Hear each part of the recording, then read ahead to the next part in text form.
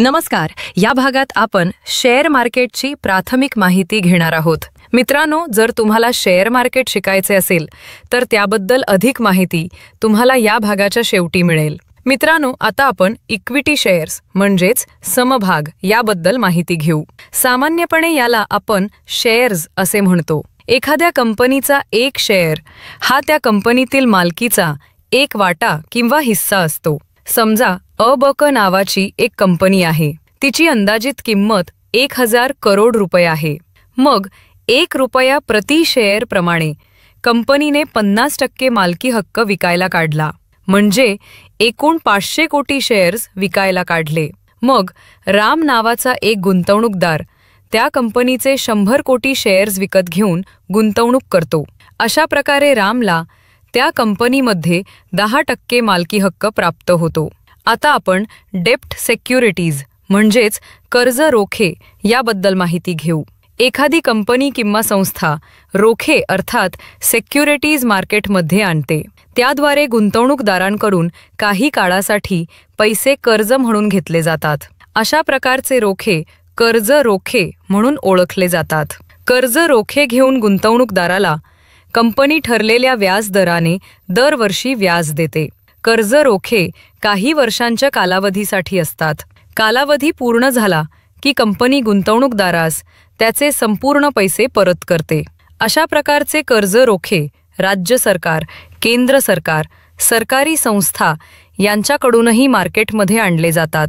ज्या कर्ज रोख्याला तारणाचा आधार असतो त्याला सेक्युअर्ड म्हणतात, तर ज्याला आधार नसतो त्याला अनसेक्युअर्ड कर्ज रोखे म्हणतात.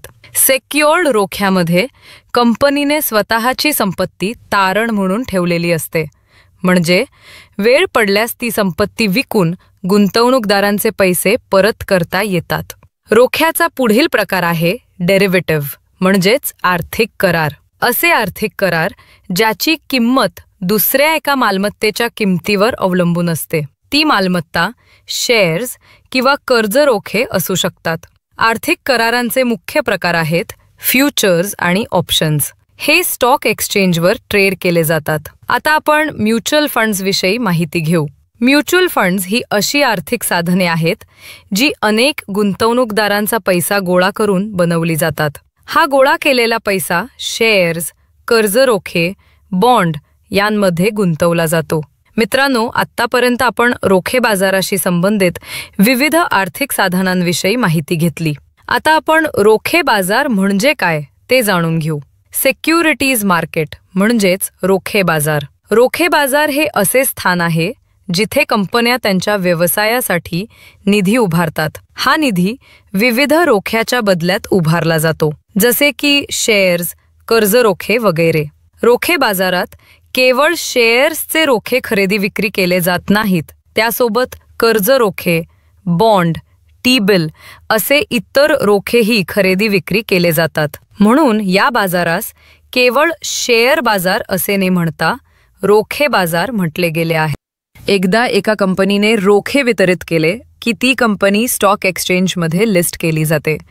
अशा प्रकारे रोखे बाजार हा भांडवली बाजाराचा एक भाग आहे.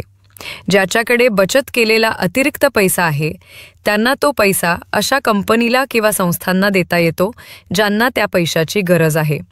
आणि यासाठी सुविधा उपलब्ध करणे हे रोखे बाजाराचे प्रमुख कार्य आहे. म्हणजेच गुंतवणूकदार व कंपनी यांच्यातील व्यवहारासाठी सुविधा किंवा माध्यम म्हणून रोखे बाजार कार्य करत असतो.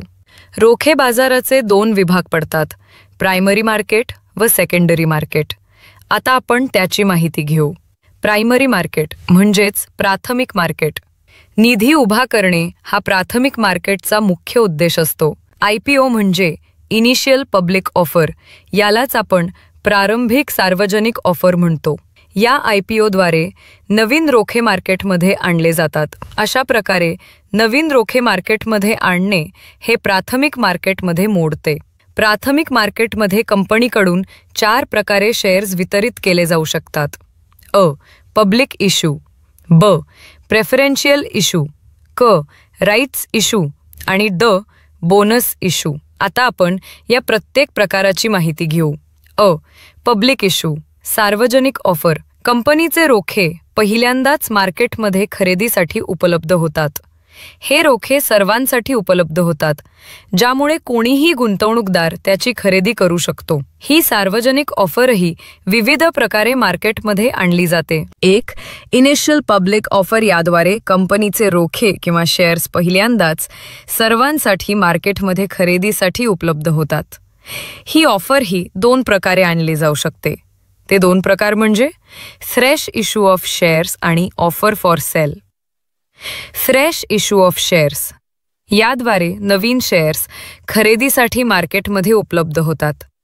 इथे गुंतवणूकदारांनी गुंतवलेला पैसा थेट कंपनीकडे जातो व त्या पैशाचा वापर कंपनी तिच्या व्यवसाय वाढीसाठी करते.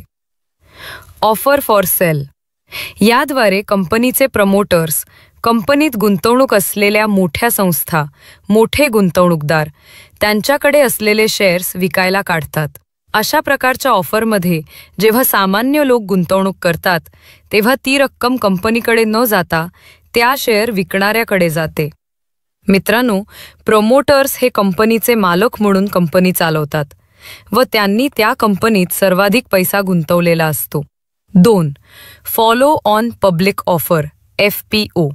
जेव्हा एखाद्या कंपनीने IPOद्वारे आधीच आपले काही शेअर्स विकलेले असतील आणि त्यानंतर काही काळाने ती कंपनी पुन्हा काही शेअर्स विकायला काढते व ते शेअर्स सर्वांसाठी खरेदीस उपलब्ध असतात, तेव्हा अशा प्रकारच्या ऑफरला फॉलो ऑन पब्लिक ऑफर म्हणतात. मित्रांनो, ऑफरचा पुढचा प्रकार आहे प्रेफरेन्शियल इश्यू, प्राधान्य ऑफर. अशा ऑफरमधून कंपनी तिचे शेअर्स ओळखीच्या व्यक्तींना, संस्थांना विकते, जसे की कंपनीचे प्रमोटर्स, मोठे गुंतवणूकदार, त्याच कंपनीचे नोकरदार वगैरे.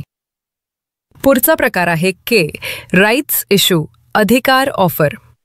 जे गुंतवणूकदार कंपनीचे शेअर होल्ड करत आहेत, केवळ त्यांनाच कंपनी जेव्हा तिचे नव्याने उपलब्ध होणारे आणखी शेअर्स खरेदी करण्याचा अधिकार देते, तेव्हा अशा प्रकारच्या ऑफरला राईट्स इश्यू म्हटले जाते.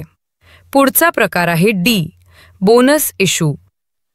जे गुंतवणूकदार कंपनीचे शेअर होल्ड करत आहेत, केवळ त्यांनाच कंपनी जेव्हा तिचे नव्याने उपलब्ध होणारे आणखी शेअर्स त्यांच्या होल्डिंगच्या प्रमाणात विना मोबदला बोनस म्हणून देते, तेव्हा अशा प्रकारच्या ऑफरला बोनस इश्यू म्हणतात. मित्रांनो, आता आपण सेकंडरी मार्केट विषयी जाणून घेऊ. 2. सेकंडरी मार्केट, दुय्यम मार्केट. प्राथमिक मार्केटमध्ये खरेदी केलेल्या शेअर्स किंवा रोखे यांचा भाव वाढला जावा हा दुय्यम बाजाराचा उद्देश असतो.